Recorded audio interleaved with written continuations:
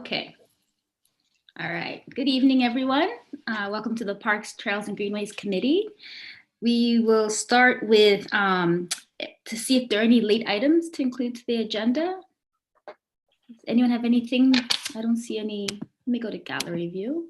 Okay. So as I mentioned, there are a couple of late items that Bonny, Brokenshire mentioned, but that will be included in our staff update. Great. So I would like to make a recommendation for the Parks, Trails, and Greenways Advisory Committee to approve the agenda and the late items for the December 8th, 2020 meeting. Can I have a motion to approve? Yes. Any second? All in favor? Great. All right. So I hope everyone's had a chance to review the minutes of the last meeting from October 20th. And if there are any additions or omissions, please let us know. Anyone? Nope. Okay, so I recommend that we approve the minutes from October 20th and that the minutes be adopted. Can I have a motion to approve? Sure, I'll move. Second. Thank you, Phil. All in favor? Great. We're moving along today. I don't think anyone from the public is here. DG Blair is coming in. Hi, DG. So we'll skip over the public comments. And moving on to agenda item 4, business arising from the minutes. 4.1 on Quarry Park and Headwaters Bog. I know that Carla wanted to update the committee on the interpretive signs and amenities. Carla, would you like to go ahead? Yeah, for sure. Thanks, Lou. I don't have too much of an update. We're going to, like I said, we did some work a few weeks ago to remove some of the trees that are in the way from extending the parking area to the other side. So staff did that. We took down just a bunch of alders, and we have a machine coming probably this week. So tomorrow or the next day, and they're going to start leveling out the parking lot area there and trying to get a hole dug for the pit toilet. The vault's going to take up a lot of space, and we're worried a little bit about the amount of bedrock that's underneath there. So we're going to make sure that we can dig a hole deep enough before we order the vault. And I guess I just wanted to get from everyone else some ideas. I wanted to start planning for the interpretive signage. So I wanted to get ideas for the interpretive signage and talk a little bit more about what amenities we might want to add there. So I could just open the floor to that, I guess. Okay. Thanks, Carla. Sue Ellen? Yeah, thank you, Carla, for the report. So am I understanding that from the using the Maggie Cumming legacy grant funding that we've done 1 day of tree removal, and we're going to do move on to interpretive signage and things? Bonnie could go ahead. Go ahead, Bonnie. Sorry, I just wanted to, I think everybody knows, but we did receive monies from Maggie Cummings. So we're putting in money we budgeted for, but we received $20,000 from Maggie Cummings. And so part of that is for the new kiosks and interpretive signage. The other part is for the parking lot area, improving access to the park. So there's the two different pots of money. We're very grateful to Maggie Cummings Legacy Fund for the monies. Thank you. I was just a bit confused because I had the impression, and it's probably just because it was in my brain, that the bog stabilization was a bigger part of that. So I can't remember, but I was just confirming that that was the 1 day. I've been there, and it looks great. Just having removed that alders makes a big difference. I can see there's more to do, but you know, I totally get it. I was just confirming that was the 1 day. And the next part of my question was just confirming that the vault you're talking about, the toilet vault, is Quarry Park, right? Yes, the vault will be in Quarry Park as long as we can fit it there. It's just about what's underneath. Once we start digging, as long as we can get it deep enough, a hole deep enough, then that's where it will go. We might need to rethink if we hit bedrock really quick there. Are you, excuse me, because I know the site well, you're planning to do it in the same area that the little parking lot is now and at the back of that? Yeah, I think so. Randy was there today and he thinks that the most likely area for us to be able to put it is actually right where the gate is. So when you go into the parking, you park on your right hand side, and then there's a little kind of gate so that no motorized vehicles can go in, like that big tall one. So right in front of it, there seems to be a spot there that I think is mostly fill, and I think that's probably where it's going to go. But okay. Yeah, that sounds great. Good idea. And by the way, those tall gates were to keep horses off those bridges originally. Right. They're just, that's why they were put in. Thank you. That's great. I think that makes sense. I think we'd always envisioned it on the other side, but there is that nice smooth glacier rock on that side if you walk in further. Although I know there's a lot more land in there. I think Randy was the guy who did anyway, I don't need to talk about names particularly, but I believe the operator would probably have a pretty good sense of that site. Thank you. Sue Ellen, I just wanted to clarify something too. So when you were talking about the 1 day of work we did 1 day of work clearing trees in the parking lot, like so on the left side of the parking lot where we're doing the sorry, I was asking about the bog, where the boardwalk is. Right. So there was another day of work that we did that as well, but that happened a little while ago. So I was just clarifying that, yes, there have been 2 separate days of work for different things. Thank you. Yeah, clarified. We had to do the bog project in the dry season as per recommendations from a QEP. Yeah. And then I just wanted to mention, Carla was talking about the interpretive signage. There's just great opportunities for wonderful signage throughout the 2 parks. And I know, Sue Ellen, when we did a walkabout, you showed me graciously that neat little area where kids, the rocks, right at the base of the trail up to the Crown Lands, up to the Quarry Park Lookout. So that would be a really neat place for a storyboard. I know Maggie was really thrilled about that area. I think she was the one that was trying to promote kids. It's a really neat, what did you call it? You had a neat name for that area where there's the whale. Was it the whale or? Yeah, I think it's the whale. Whale. I'd be happy to lead a walkabout anytime for anybody who wants to know the story of the Quarry Park and to get to know it better and what happened over the years. And there are 2 rock features that were created during the restoration of Quarry Park, which had originally been sort of excavated as a place to distribute soil from, like a quarry. And then during the reclamation project, which happened for years through Bowen Island, well, I won't go into the whole story, but I'd be happy to lead a walkabout. There's 2 stone features. One is the whale that Bonnie's talking about on the right-hand side going in, where there's sort of a whale back rock and a bunch of standing rocks around it that people play with, designed as a play, get in touch with the area kind of thing. Is that the one you're talking about, Bonnie? And then on the other side, there's what we called in the day, Stone Circle, which was a place where old excavators went to die. And so they'd been rusting machinery sitting there with all their oily drippings dripping down into the ground. So it had been, that area had been dug out as part of the restoration by the developer's agent. And it was an erosion hotspot, right? So we, anyway, long story short, it's now a stone circle with a nice feature in the middle.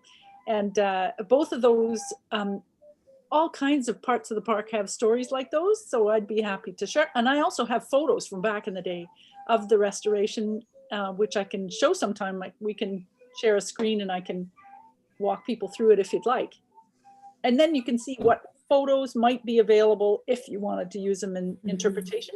Plus, I should say, my background is interpretation, so ask me to back down if I get too pushy, but I do have planning forms and things that are really helpful for getting these kinds of projects going with thinking about what are my objectives. Anyway, thank you. So great. Well, thank you for that, Sue Ellen. And I know that we had talked over the years having an interpretive sign about the regenerating forest there, just showing the successional progress of the area. As well as the opportunities to point out the wonderful bog plants that are That's on the other side. They're kind of different plants and different parks in the way they're very different. And excuse my enthusiasm for getting all excited about these projects of the past, which are still going on into the future. So if I can help make the links, that's great. Thank you so much, Sue Ellen. I saw DG Blair and Christine as well. No, just DG. Yeah, great, thanks there, Lou. So just wanted to mention that in terms of interpretive signage, I think it would be really great to highlight that really that park is the most sort of visible location for the headwaters of the Grafton Lake watershed, which is the water supply for quite a large part of the island. And years ago, I was involved in a project where we had all the school kids go follow the stream from Quarry Park, and then we went down to we worked our way basically down in the various parks, and so the kids got the opportunity to follow the water from Quarry Park all the way down to Grafton Lake. So I think that's a really important story to stress, is that, you know, this area there, and if you can take a look at, you know, where the water comes into Quarry Park and then goes along, I think we need to share that story. And the other thing, it was Cynthia Nicholson and I developed an actual story that went along with that, which, you know, maybe would be great to resurrect, because we put quite a lot of, it had like clues that the kids had to find, and it's kind of a fun little thing. I think we called it a watershed quest or something like that. And anywho, it's an idea. It'd be lovely to see that we ran it for what, 2 years or something like that, and then haven't done it since. But it'd be nice to, maybe that could be part of what would go into some signage around there, you know, where the people can look for clues about what's going on there. So DG, was that great, done DG. through the schools, like with BICS Yeah. and IPS and the other schools? with just BICS, and Just we BICS. actually ran every single class through that. I'm just sort of blanking on what we called it. I think watershed walk or something like that. And we spent a week, and every single class did that. It was a bit like a 3-ring circus. And Peter King, bless his heart, would sort of shuffle these things, you know, back and forth. But yeah, it was a great undertaking, and it was actually sponsored by Cove Bay Water System, because they wanted to stress the importance of understanding the watershed. And well, that's another story. I'll stop there. But it's a resource. I know I have that information somewhere if that was of interest. But the bottom line is certainly looking at it from, you know, the headwaters of the Grafton Lake watershed, I think is an important story to share. Yeah, that sounds fantastic. I think that would be really welcome in the schools, all the schools, but of course, starting with BICS, where the connections are. And also, I think what Sue Ellen was saying about doing the history of the area, maybe in some kind of video form that could be shown to the kids, just with all the restrictions now. I don't know how we would get together, but I think some kind of video documentary, you know, I think would be really wonderful. I don't know how the Parks Committee has done that in the past, and how we could organize that. But I think it would be a wonderful thing to push through. Yes, Sue Ellen. In the past, I think committees have mostly done walkabouts, what we call walkabouts on Bowen, which are walking conversations with the leader. And that obviously isn't going to work in COVID times. I think some of the thinking about interpretive signs and kiosks has been about on-site graphic representations with text, obviously, designed to meet whatever outcomes. But you're right, there's all kinds of tools, and we're in this funny time when it forces the creativity upon us. So Yeah. we also, lots of us have worked with, number of us have worked with schools and the public, and I'm sure staff have lots of creative ideas, and the municipality has all kinds of ways of reaching out as well. So yeah. As you were talking, I was just thinking maybe those interpretive signs could come with some sort of audio, app, something where you can put on your earphones and listen to Sue Ellen's voice or to someone else's voice, kind of giving a history and reading the sign out loud and giving maybe a bit more of a background. Yes, Well, Bonnie? Bonnie will tell you about some of the other interpretive work that staff have been involved in, I imagine. Go ahead. Yeah, Sorry, we have back to you, Lou, through the chair. Yes, Bonnie, please. We do have some good, like we've done QR codes at different places, and there's a historic walk around Mannion Bay area. We've got great photos and videos linked through the QR codes. So that's one way, but there's probably other ways too. Phil? I was just going to mention the QR codes that Bonnie talked about, and those are great ways to link up information from different sources, and you could easily attach history, photos, videos, whatever. Yes, Sue Ellen? Well, I wondered if the committee might want to ask staff for some kind of recommendations about what would be best, because staff might have some data about what's worked in the past, or how the QR codes are working. Go ahead. Sorry. Yes, had their hand up. I can't resist. Before you guys got so excited with all these ideas, I was kind of framing, positioning myself to just come up with an action item, which would be like Sue Ellen bring all her photos, DG bring all of the story that you're going to try to find, and maybe the actions can be to bring that information to the next meeting, and then maybe next steps can be after a bit of time to reflect before recommending staff direction. Before we give staff more work to do, I think that's probably There's a lot a good of idea. energy I was just happening already. Maybe just an action item might be to see if anybody's using the QR codes and how that program, because you've already got that program going. It might be good to just add to that. Is that maybe that's what you were thinking? You said you were going to show the photos. Maybe Sue Ellen. Yeah. DG was going to. So Yeah. we'll say Sue Ellen. Does that make sense, Lou? That makes sense. And just before Claudia, is there a way maybe Bonnie and Carla would know to track how the QR codes are being used, if that is happening, or if there's a way to start tracking that just to get an idea of, it's something that's being used. Maybe, I don't know if you have an answer right away. If you do, go ahead, and then Claudia after that. Yeah, so we can definitely talk to Bowen Heritage. They're the ones who have the Heritage Trail.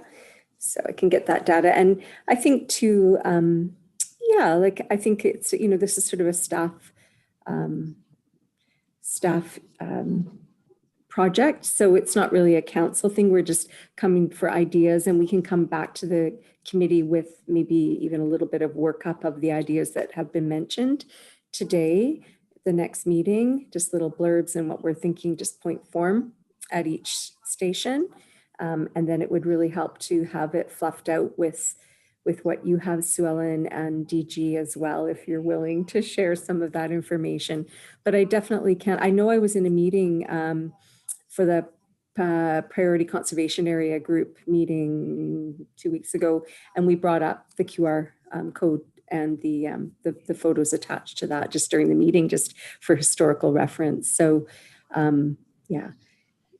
I've heard, anecdotally, people are using those codes, and have. So if they're there, I know there's Bowen Tourism uses there. They've got a big QR code as you come in on the ferry as well. And I could find out how well they're used or what's the scoop. Great. Claudia, and then Sue Ellen. Oh, you're on silent. Yeah, yeah. Bonnie addressed much of what I was going to comment on, so that's great. I guess I just wanted to say that the priority should be for the visuals and text information on site. In the QR, additional information, a great add-on, but obviously, there's lots of people who won't be using the QR code. So, just to frame that as, what is displayed should take priority, and then, can have the QR code maybe set up in the display and work, on those additional resources, but just wanted to add that. Thanks, Claudia. Sue Ellen? I'm just very curious, what is the priority conservation area group?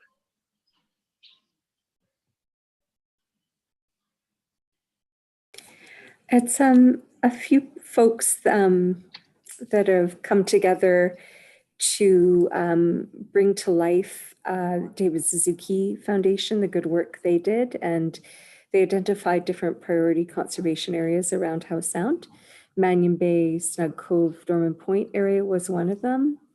And so Bob Turner convened some staff, our CAO, some other folks that are involved with conservation initiatives throughout Howe Sound.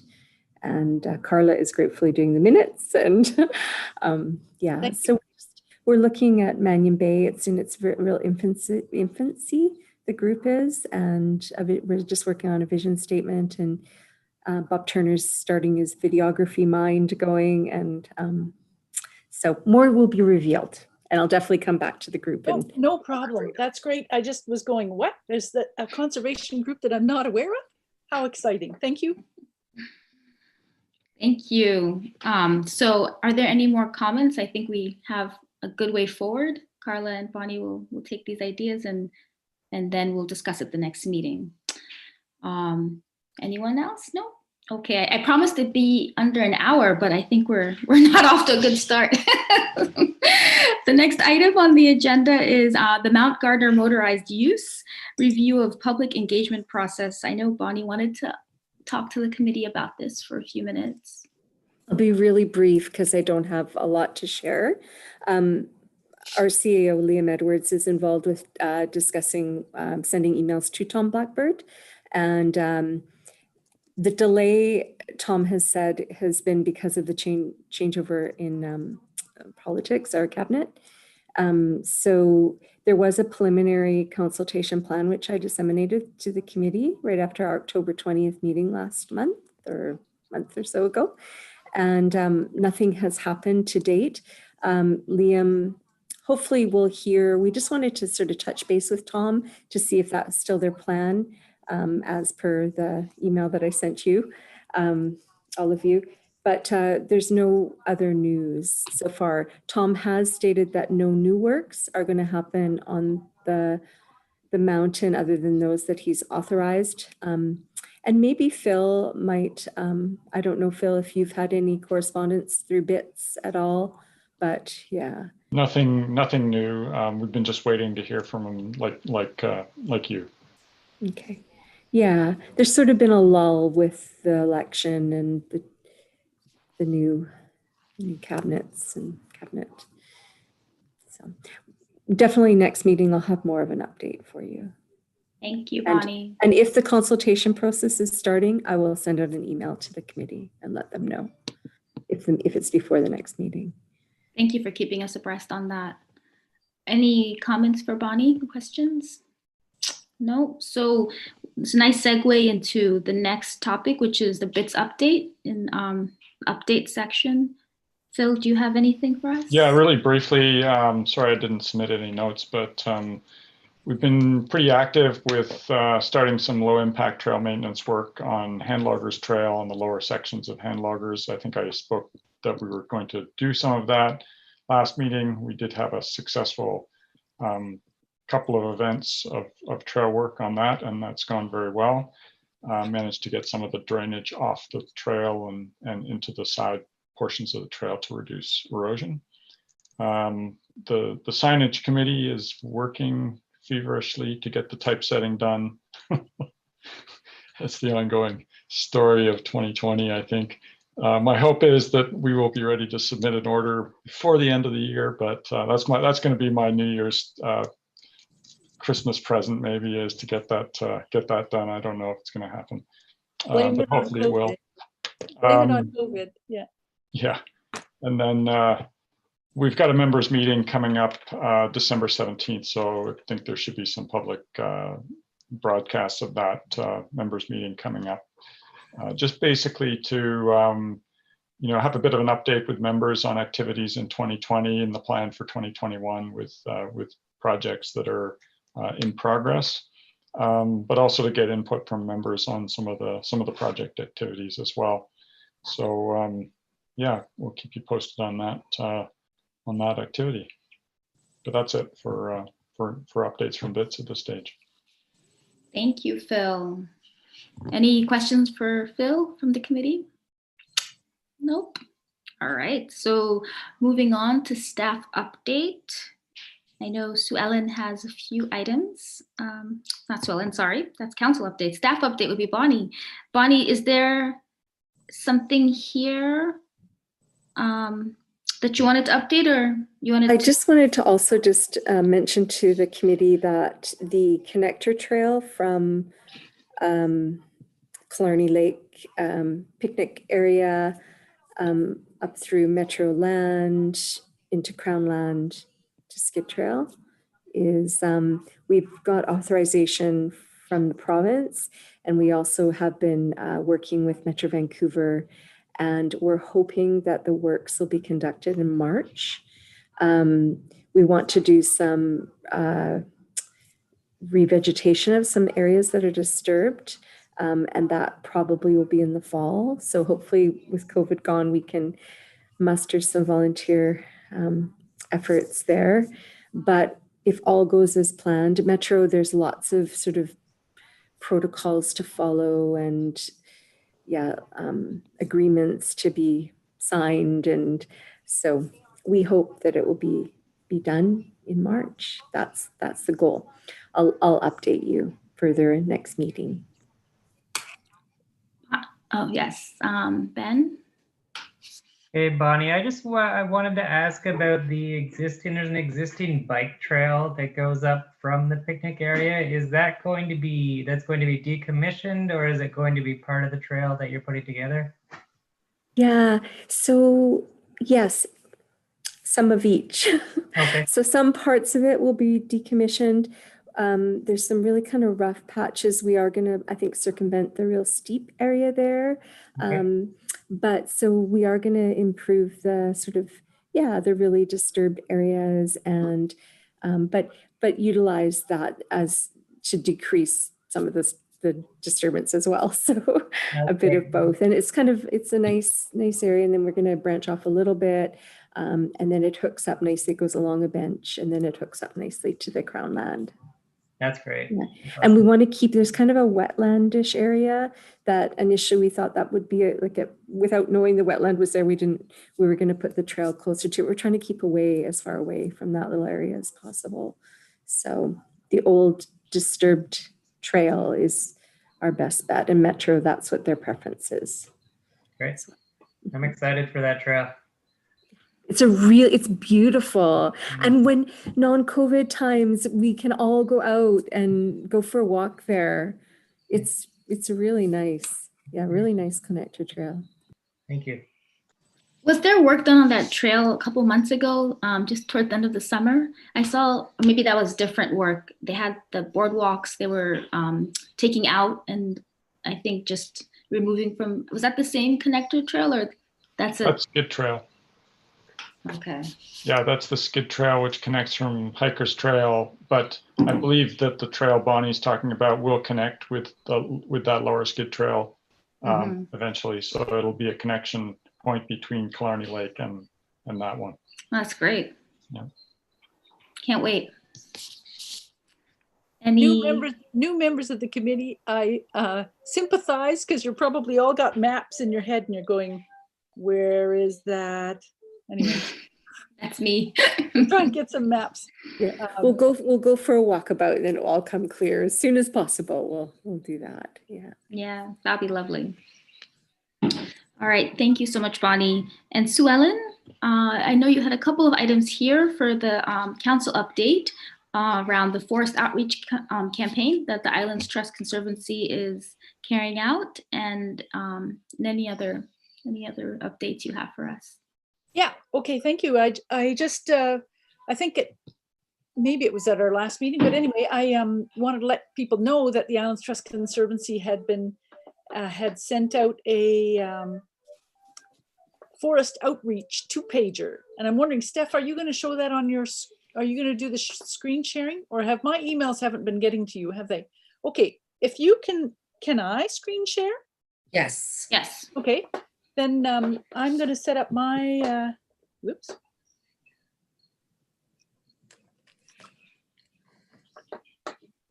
Come on. Everybody hang on for a second, and I'll pull this over, and then I'm going to try screen sharing. Here it is. See if this works. Oh no. That worked. Did it work? Oh, good. Can you see my whole screen or just the one? You can see coastal western hemlock forests. Good. Okay. Because this is, I just wanted to show you that this had gone out to landowners who have, private landowners who have significant chunks of important forest. Obviously, some of it is in Crown, but if you look at this, if you can see my pointer, this little map down in the corner comes from some mapping that Islands Trust did earlier this year. And so it talks about the mature and the old forests. The old forests are back here in Crown land. But anybody who owns a big parcel of mature forest probably got this information about why coastal western hemlock forests, especially our extremely dry ones, are important, and why they're at risk and what you can do. So it was just sort of a stewardship education initiative. And I wanted to let you know as a committee that this had been one of the things that our partners, Islands Trust Conservancy, had sent out. And this is Gemma Green, by the way, Bonnie, staff person at Islands Trust Conservancy. And so, you know, there's things in the what you can do side there that include things like control invasive species and all those other kinds of things that we think about for parks and trails and beaches on Bowen. And but also invitations to do the tax exemption program and other ways to protect private land. So this is available on the website, and I'll just take this little bit and put it in the chat so you can copy it if you want, if I can ever find the chat again. Okay, I'm gonna stop sharing here for a minute. Pop this in the chat. And then I have another thing to show you if you'd like.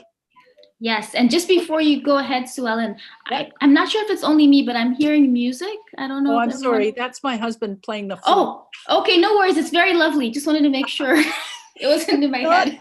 It's not my soundtrack. It's just like 3 Zoom meetings happening in the same house. It's Okay, lovely. I'm just gonna share my other screen just so people know this is available.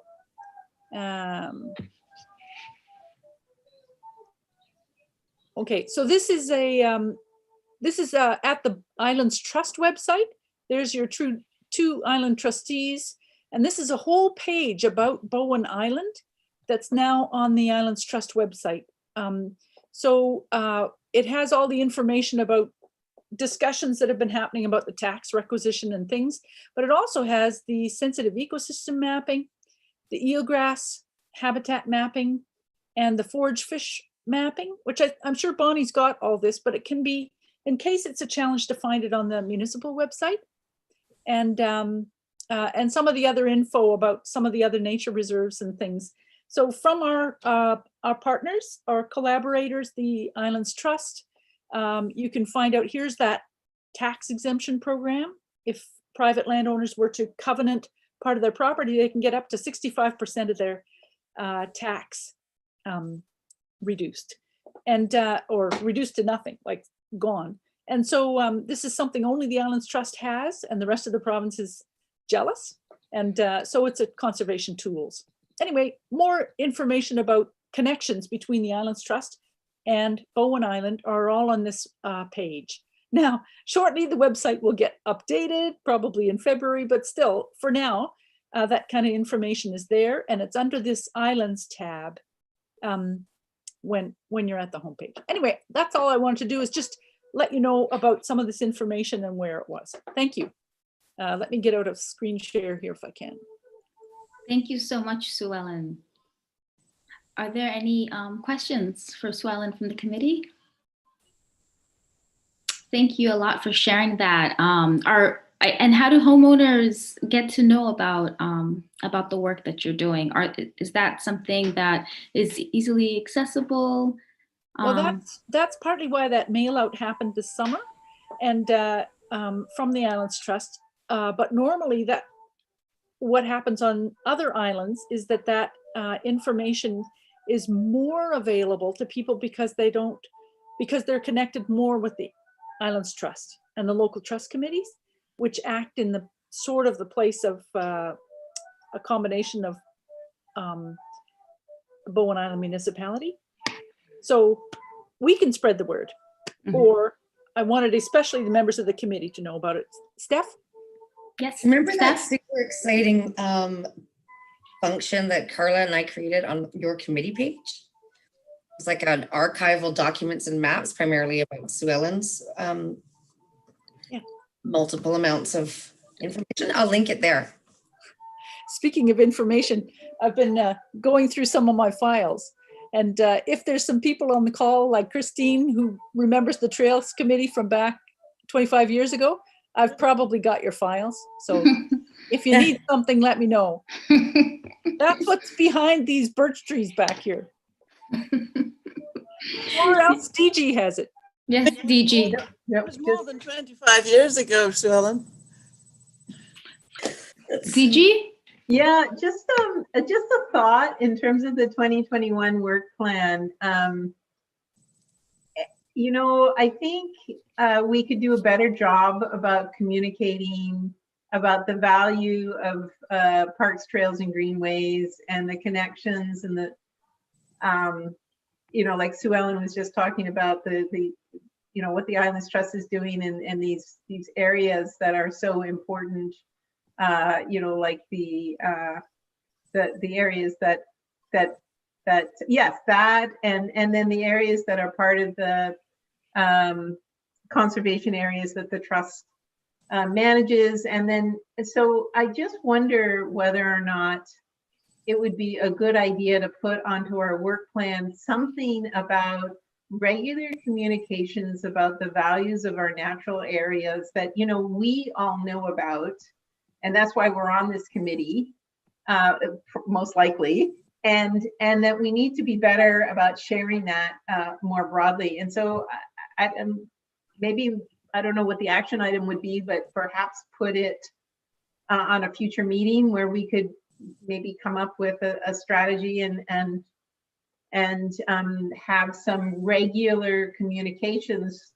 I mean, I love the idea on the website, but I'm talking about maybe that's kind of a passive way to do it. And I think that's good, but I think we should maybe be a little bit more proactive. Whether or not that's in part of our terms of reference, I don't know, but I'm just throwing it out there. Thanks, DG. Sue Ellen? Just that's a really good idea with the COVID response and the healthy communities. People are looking for different places to walk, and I think maybe we could promote that through our parks plan and the good maps that are in there now that we didn't used to have, and Bow map, I guess. Anyway, lots of ideas. I think that's a good idea. Thank you. Yes, Claudia? Oh, you're silent again. Yes, thank you. Maybe we could take turns at, putting an article in the undercurrent about the benefits of natural areas to mental and emotional well-being, and maybe highlight a trail that isn't as known as others or something like that. That's speaking to what DG is saying. Thank you for that. Phil, I was wondering if maybe BITS has done some kind of outreach like this through the undercurrent, or any other. I know there were some creative ideas you guys had in terms of maybe. We do have a communications plan that reaches out through different types of media. So we've prepared articles for the undercurrent, but we also post on social media discussions about events or issues and things like that that we're working on, or projects we're working on. But I think there is room for us as a committee to just talk a bit about what it is we do and why it's so important to the island, and I think how we can help people to understand the importance of greenways and the connectivity between different parts of the green areas that are left, because they're disappearing pretty fast. It is, I think, a significant part of our role to figure out how those pieces are preserved and kept, and enhanced into the future. So I think it's a great idea, DG. Thanks for suggesting it. And maybe some communications through different media would be a great way to help get that message broadcast a bit more. Thanks, Phil. DG? Yeah, that's good. And thanks, Phil, for mentioning communications plan, because I think that would be something that would really help organize us so we could keep on track. So Claudia, your idea about, highlighting different areas, and so having a plan. And I'm just wondering, I know that the municipality has is it a communications coordinator, or maybe who could come to a meeting and talk to us about, what are the elements we need to know, or give us. We won't come to a meeting, but she'd be very happy to receive whatever we send her. And we could, Bonnie and I could begin with like preliminary ideas. Yeah, I'm just thinking that if we other committees that have wanted her to come to the meeting and talk, and that's not really within her purview. Yeah, just, or maybe we can build on. We can take a look at. I mean, what BITS put together in their communications plan. I was just thinking, or if she could provide a framework so that we can build on that, and not start from scratch, or not start from maybe a lack of knowledge about what needs to be in there. Yeah. Thanks, DG. Bonnie? Yeah, I love the idea, and especially because we are looking at the work plan, updating that for 2021. And really, I don't see that this has any cost associated with it. Either be some staff time, but no cost, which is great, and it's education. So really, what I see, like Sophie, we have a really great communication dissemination network established, and we have our own font, and we have our look, our branding. So what it would be from this committee is coming up with, a highlighted park, highlighted trail, like having little features on, or a more general one to start on the importance of greenways and what the committee does. And then it would be disseminated through the network that's established already. We don't have to worry about that part of it. That would be taken care of. It could be just coming up with the content. So Claudia's hand up. Yeah, I think that's great, Bonnie. Like we could have, a trail of the week little feature. And I'm wondering, I don't know what the avenues that the municipality uses per se, but and the undercurrent is certainly one resource, but it also has a limited readership. Whereas I'm thinking like something like Bowen Island, everything else on Facebook. I mean, a large majority of Bowen residents are following that page, and I guess I'm asking too, are there permissions we need in order to maybe take turns as committee members of posting something on there about the value of greenways and parks, and suggesting a public trail that is little known, but people might want to explore. So does Bonnie, do you know, is there? Yes, thank you. Yes, Bonnie. So we are, as I say, all our communications go through our coordinator, and it's branded accordingly. And we do use social media. We have Twitter, we have Facebook, we do post on everything else as well. We have our inside the paper. We've got our newsletter, our listserv. So we've got this dissemination network. So really what it would be, and it probably won't be every week, because I just know the staffing resources that are available, and I know we're all busy like everybody is. But so I was thinking maybe more of a month, and we could once a month for the year for 2021. I think that would be realistic, and we could as a group maybe decide what those 12 features might be, and then maybe we could develop content. Sophie would edit. She's really good. She's amazing at communications. So that's how I kind of envision it. That sounds okay to the committee. We just have to be careful. I mean, yeah, it's just our brand. It's our brand and our look and content. So, but Sophie would be happy to put that together for us and disseminate it. I wonder if a quarterly sort of a trail highlight or information piece can go out. Monthly seems ambitious, but perhaps it's possible. I wonder also if the subcommittee for this committee on communications and content, developing that content each quarter would be useful, or how we'd go about, I think, just putting that together. I guess we could just submit and then discuss at our meetings, but maybe a subcommittee.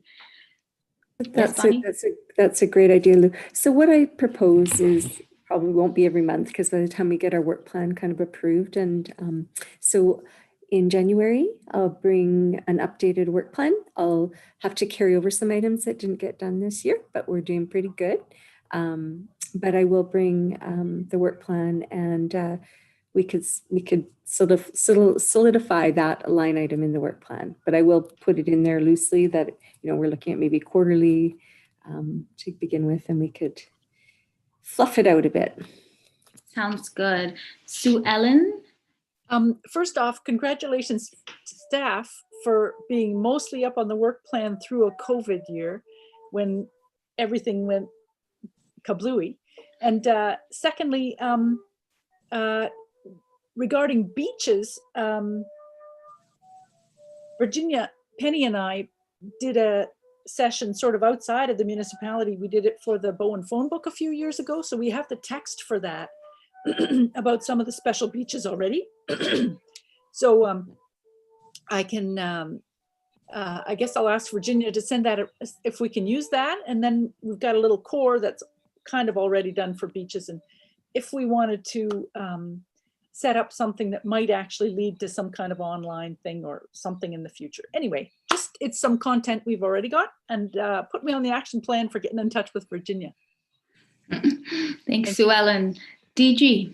Yeah, sorry to keep speaking up here, but I think it's just so important that we communicate. And I think quarterly is not enough. I think we should, when we come up with our work plan, let's just maybe target certain months. And if we can do it monthly, and it doesn't have to be long and involved. I think, I know I always look at 250 words, something very, very short and sweet. focus.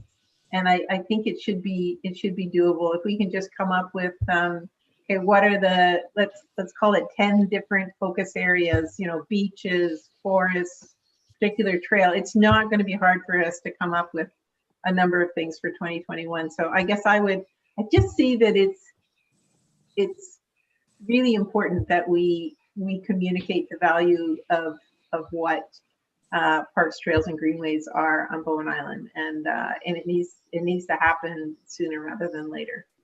So I'll get off my soapbox now. Yes, Jeremy. I just wondered, would these communications be limited to municipal lands, or would they also include Crown lands? Because certainly the vast majority of trails on the island are on Crown lands. Speaking of trails, alone. I don't know if Sue Ellen or Bonnie had a. Well, I'll just chime in if you like and say, I think the groups like BITS and some of the other organizations do a good job about the Crown trails. And it's the little bits and pieces of the emerging municipal parks, trails, greenways, beaches system that we used to think of as just these little one-on-ones. But how are they connected, and how many people know about them? And they're in people's neighborhoods that they could actually walk to and meet their neighbors walking their dogs. And that's what's important in COVID times. And I think Crown lands have actually got more of the information out there over the years than municipal resources that citizens of Bowen Island might really be interested in knowing more about. Thank you, Sue Ellen. I'm talking way too much. I'm going to shut up for a while. No, it's great. Any other feedback or comments on this? Nope. Okay. I think as Bonnie said, this will be covered in the action plan, in the work plan for next year, and we'll flesh it out, I think, more in the new year on how we will go ahead. But I take DG's point. I think a more regular sort of form of communication is key to just make sure people know who we are, what we're doing. And if it's really, the expectation is 250 words, that's definitely possible. I think something brief, people will read it. If it's too long, it's gonna not be read. So I think there's enough knowledge and there are enough resources from just this conversation alone to cover, I think, each month for the coming year. So, yeah. Just that my experience with other committees with Sophie is that we can put together a package of material and just hand it to her. Send it out monthly. We don't need to be working every month to deadline. That's great. That's good to know. Jeremy? I'm just remembering that back in the Cretaceous, I guess it was, Christine, you might remember with the early Trails Committee, we published some articles in the Undercurrent basically explaining what we were doing. And I don't know how successful those were, but that's certainly another option, another venue for disseminating information on what we're about. Actually, I don't remember that. I'm just racking my brains thinking of metro trails rather than Crown trails, and needs a bit of thinking about, but they are there. But maybe that emphasizes the point that we do need to get the publicity out there a bit more about them. But I think this is a great idea. Yeah, let's get all thinking about it. Yeah. Great. Okay. Yes, Bonnie? I love to track those down, Jeremy, those articles. I might look into that, see if I can find those. I'd be interested to hear, to read what they said about the committee way back when. I'm pretty sure I wrote one of them. Oh, good. But they'd be in the archives of the Undertow. Yeah, so. okay. That's good. Jeremy would have written it. Okay. All right. Any more feedback here? Nope. Okay. So I think we move on to new business now. All right. So this is an area that we've been discussing as a committee, and Claudia and I were having some offline discussions about bringing forward a recommendation to the committee, given the recent applications for white sails and for other areas on the island. And we did touch upon this, I believe, in our October meeting, but we felt that there might be a need for establishing a DPA, a shoreline DPA for Bowen, and perhaps thinking about some language that we could send to council to direct staff around the establishment of a DPA to protect Bowen's shoreline. I just put a very basic recommendation within our agenda, which I can read. And this is just to get us going. And perhaps, I don't know if we want to flesh this out now, but it's something we can reflect on, or we can just start adding to it if we feel so inclined today. But the recommendation that we've drafted goes like this: that the Parks, Trails, and Greenways Advisory Committee recommend that council direct staff to establish a development variance permit area of 30 meters around the entire Bowen Island shoreline. Again, it's very basic. And I was hoping to just get the committee's feedback on how we want to move forward with this and how we can beef this up. This might be another discussion we have over email, and we can add to it that way, and then maybe come forward to the next meeting with a more robust recommendation that we could pass on to council, or to staff to council. But yes, I leave the floor open to get everyone's thoughts on this and ideas. Just a little point just before the discussion ensues, just it would be a development permit area, not a development variance area. So Thank you for that. Yeah. Yeah. Thank you. Thank you, Bonnie. Yes, Claudia? And we'd have to be very specific of where the 30 meters is designated from. So it would be 30 meters inland from the high tide line, high water mark, some kind of wording like that, because it will vary along every part of every shoreline, and it is tricky that way. But when development variance permits are requested, they need someone who cites the high water mark back 30 meters. So the development permit area would need to also specify that. Thank you, Claudia. DG? Yeah, I'm probably, you're not surprised to hear me say that I'm really supportive of this idea. I think I would like to see, I think we need to specify what we want to see in the development permit area in terms of, maintaining vegetation, riparian vegetation, the marine riparian vegetation, for example, what kind of practices we want to encourage along shorelines. And I did send around after the meeting with council, and I believe I CC'd PTGAC with a couple of documents from my day job with that have some examples of various DPAs that we could build upon. And I think we would need to take a look at why reinvent the wheel, right? We can do a little bit of research and figure out what we want. I mean, I certainly think setbacks is an important thing. Prevention of hardening, taking a look at where docks are appropriate or inappropriate. So there's a whole range of things that we have the possibility to do, should, or Bowen has the possibility to do, if you want to. And also, that's where I'm sort of backtracking. The whole education thing is really important, that that go hand in hand as to where,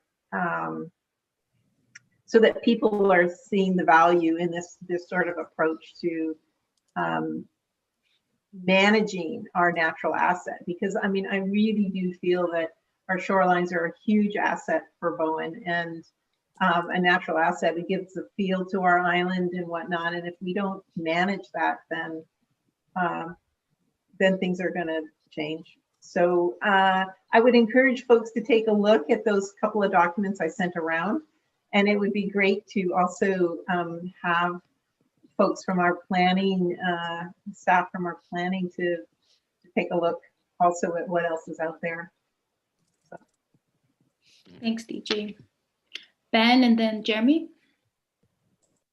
I think this is a great idea. I do think if and when we make a recommendation, we need to explicitly tie it to the Parks Plan and to our mandate as the Parks, Trails, and Greenway Committee. I think we all probably were a little disappointed by the feedback of our to our recommendation related to the variance on white sails, and it seems like if we do this, we need to make sure that it is in reference to the impact on parks and green spaces to be enjoyed by Bowen Islanders. So any recommendation should go there for us, I think. Thanks, Ben. Jeremy? Yeah, I was really following up on Ben's idea. Having listened to the last council meeting, I'm not sure that council has a similar take on our purview that we do. Something the mayor said really suggested that the comments of this committee were irrelevant in the context that there wasn't an environmental concern. And I think we should be clear to council what our what differences there are, if indeed there are differences, but it certainly sounded like it. That's what I found ultimately the most disappointing thing about the council meeting. The mayor's comment was pretty disparaging of all the work that we did, and basically to say this is not your purview. Well, then we better clarify that. Can I suggest that for the effectiveness of the committee, that speaking about particular elected members might not be the best way to go, and that it might be good to speak to the project rather than the reception by council, who will also be receiving this recommendation. Yes, Jeremy. And I just wanted to say that it's a fundamental, irrespective of who said what, the perception exists apparently of a disparity between what we think of as our role and what it is perceived in council as our role.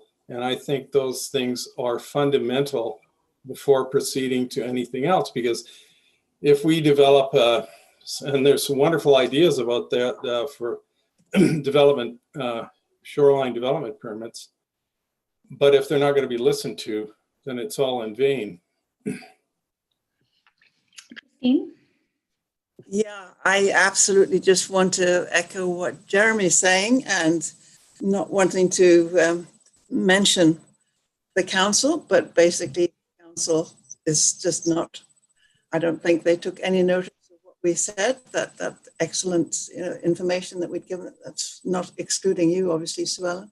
So my worry is you can come up with a development permit area, and what's the point if people can just challenge it and get permission to ignore it?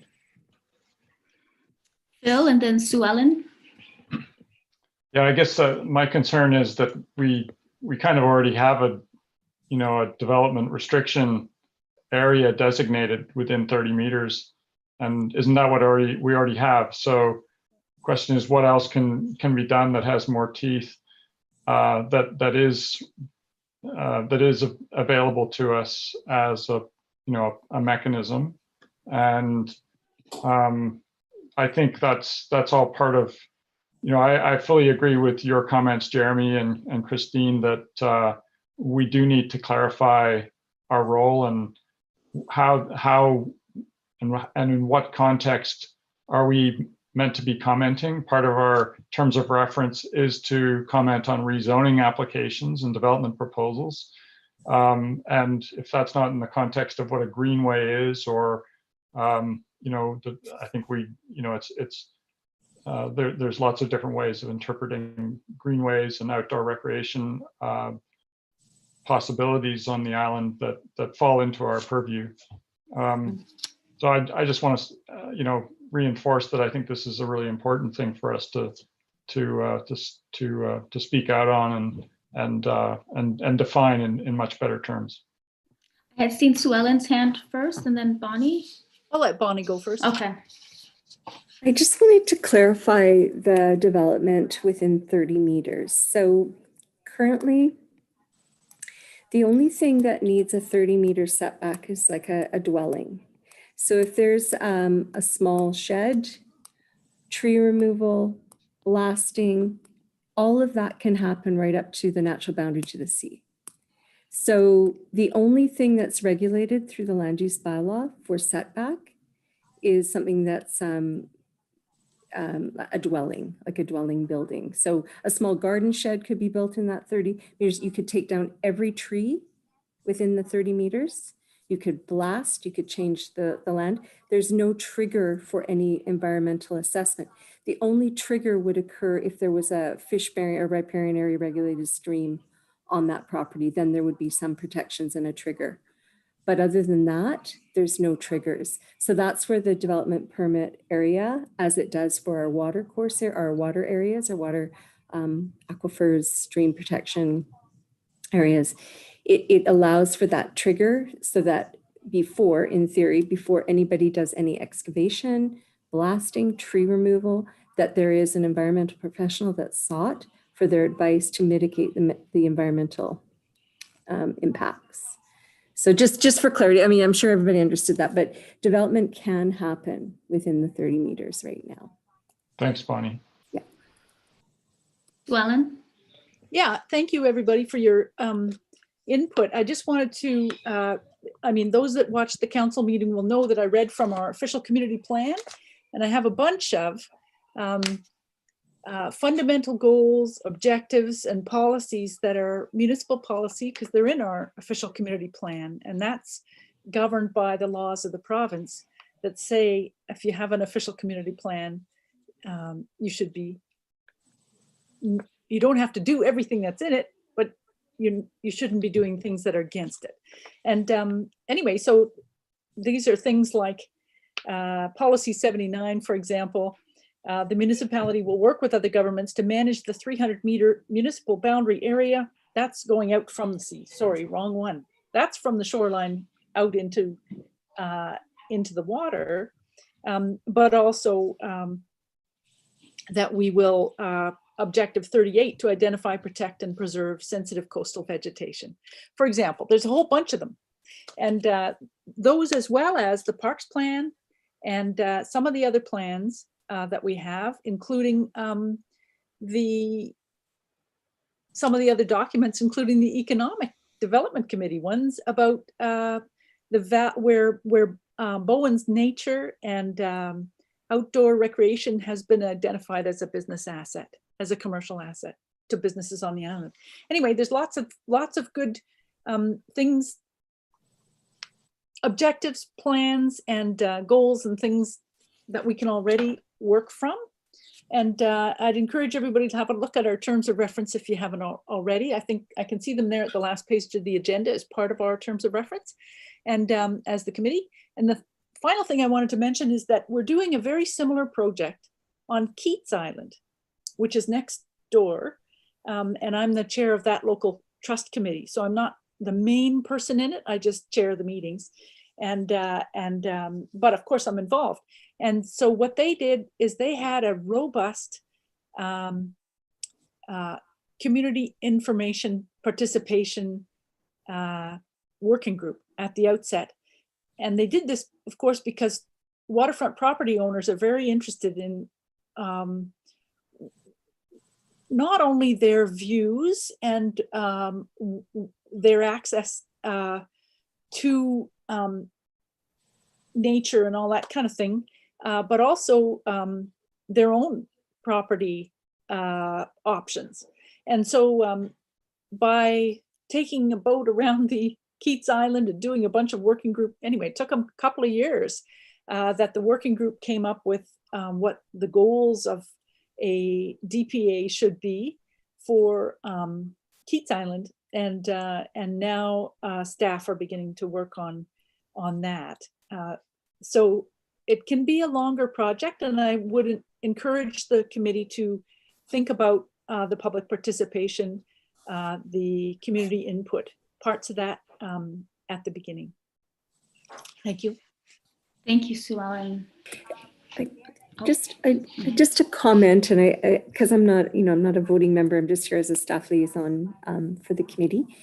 But maybe a suggestion is that the recommendation could ask council to direct staff to investigate shoreline protection mechanisms as per, we can cite references in the parks plan, the OCP, that would enhance recreational opportunities and protect our viewscapes and our beaches from erosion, all sorts. There's lots of connections there, but just to direct staff, because staff, I just want to let you know that planning staff, environment staff, we have discussed this issue in the past. So staff is, quite knowledgeable about the tools that are available. So just to explore and report back to council with options. Something like that might be a good recommendation. Thank you very much for that, Bonnie. I have DG and then Claudia. Yeah, thanks for that, Bonnie. I like that idea, and Sue Ellen, about how we really need to have a fairly robust engagement. It can't be just sort of dropped on at anywhere. But I think speaking to the point about whether or not we would get anywhere with council, whether it's a waste of time, so to speak, I think regardless, we need to make sure that we have very good rationale why this is a good fit, that we need to address this. But even if ultimately it gets rejected, I think we have a duty to put forward a recommendation or move forward with it, and then so be it, right? We can't sort of say, well, it won't get adopted. We shouldn't even bother. I think we need to bother, give it a go. So, and I think as Sue Ellen was mentioning and Bonnie was mentioning, there's lots of rationale why it should go forward. But I think we have to be fairly careful about how we frame it. Thanks, DG. Claudia? Yes, totally agree with DG's points and Bonnie's. I think it's excellent idea to make a recommendation that council directs staff to look into it. They already are knowledgeable about what might be involved and what the process should be moving forward. I just wonder if there can be some feedback, like before staff decides which way to go, can they update this committee to get our feedback on what they're going to recommend to staff. That would be a nice a loop there that could be drawn. Thank you for that, Claudia. Any more thoughts on this from other committee members? So it seems kind that of a rough thanks. Yeah. roughed out. I don't know if you want to do it now, you want to do it next meeting, but I'll just show you what I have roughed out. Yeah. This is what I'm hearing. So we mentioned citing the community plan, or sorry, OCP, Parks Plan. Councillor Fast mentioned the EDC research. I think that's going to fall under community branding documentation, which I can help source. And then the recommendation that the committee recommend council direct staff to investigate shoreline protections that would enhance recreational opportunities, viewscapes, the list that Bonny provided. And then that kind of in response to Claudia, but also to someone else was mentioning public participation. Was this capturing anything? Yeah. Do you want to maybe? Is it is shoreline protections the right word, or is it How about shoreline planning protect- mechanisms or permit mechanisms, I guess, for development? Shore protection could be confused with things like flood protection or erosion protection.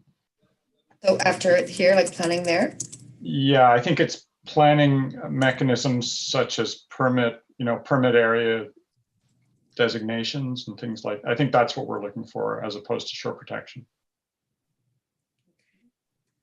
It's just terminology.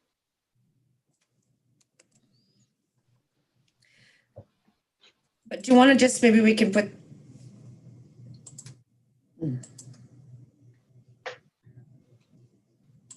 So perhaps we could flesh this out and then discuss at our next meeting. Okay. I don't know how the committee feels about that. Yeah. Yes, DG? Yeah, I think we need to give it a bit more thought in terms of how do we frame it. So I don't think I'd be prepared to move forward on a motion at this point. And maybe what we could do is by email wordsmith things a little bit like we did for the last one, and then bring it forward at our next meeting, assuming that we'll be meeting in January. Yes, I agree with DG on that one. Any other feedback? Yeah, Christine? No, I just agree, and I think you should mention it should be in line with the official community plan and things that we have already established for the island. Yeah. Ellen? I'll put down as an action item that I'll circulate this document, just my quick notes of some examples of the kinds of things from the OCP when I find it. Thanks for that. Anyone else? So I think the action item here is that we continue to wordsmith this over email and add to it with some more specific examples and meet. And then at the next January meeting, we can hopefully have a recommendation that we can put forth. Okay, great. Thank you for that discussion. And our last item, is there any other business, by the way, before I move on? No? Okay, our last item is, yes, Steph? Oh, you're on mute. Was it the work plan going to be an item? Yeah, that's the number, it's under information items. It's the last item on the agenda. I believe it's the work plan. We'll pull it up into a discussion item. Okay. Another business, okay. We did discuss a little bit. I know Bonny wanted to touch upon this at the end of the meeting. We did touch base on this, but is there anything else you wanted to add, Bonny? I think I've heard sort of some ideas between now and maybe a week before our next meeting, or maybe 10 days before our next meeting. If anybody has anything else they'd like to add to the work plan for 2021 that doesn't have, preferably that doesn't have a cost associated with it, like the communications plan, this is perfect. Because we are under tight constraints for 2021, budgetarily. So that'd be great. And what I'll do is I'll freshen up the work plan. I'll put together a draft 2021 work plan for our next meeting. I'll carry over those items that weren't finished. I mean, we only had 2 meetings or no, now we're having another one. We've had what, 4 meetings? 4 meetings this year, yeah. Yeah.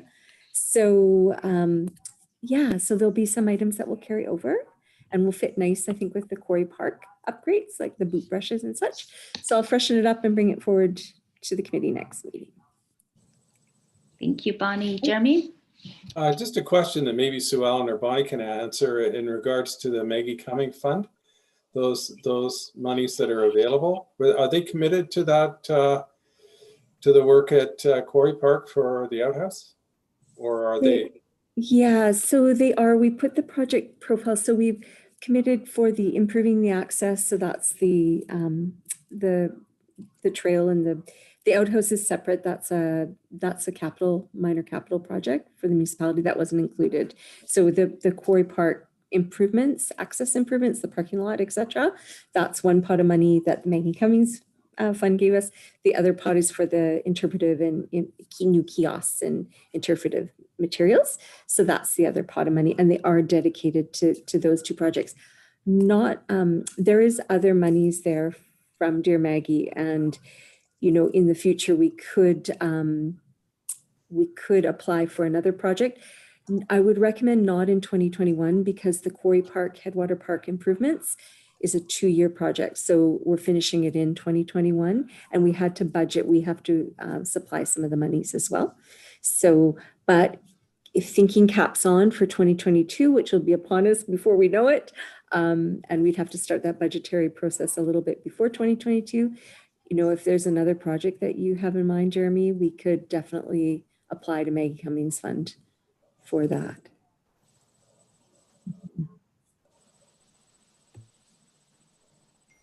Yeah, thank you, Chair. I just wrote down, send Maggie Cumming ideas, ? Down here too, because now that Bonnie and Carla have kind of got that project going, it's basically they propose to the Bowen Island Foundation, who manages the funds, and then they have to get approval for that funding before it comes.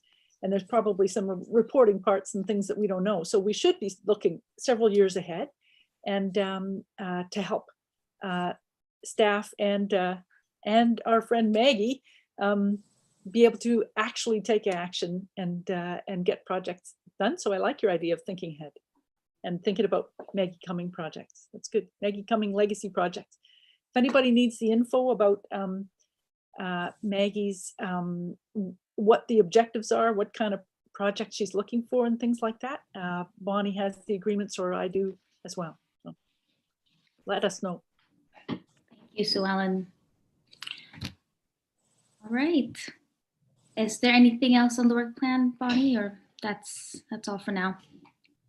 Okay. And Just yeah, to let people know, now that we have a parks plan, thank you everybody in this meeting who was involved in that, and who of course is involved now, and to staff for having us update our parks plan, which previous version was 1994, and now we have a new one. So there are projects in there and budget and things, so that the work plan is not just so much of a grab bag of what can we think of to do.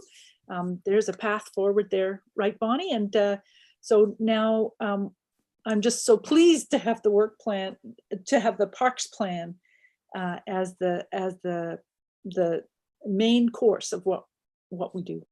Yeah, that's great. And I just want to let you know that we have quite a hefty parks reserve for parks equipment.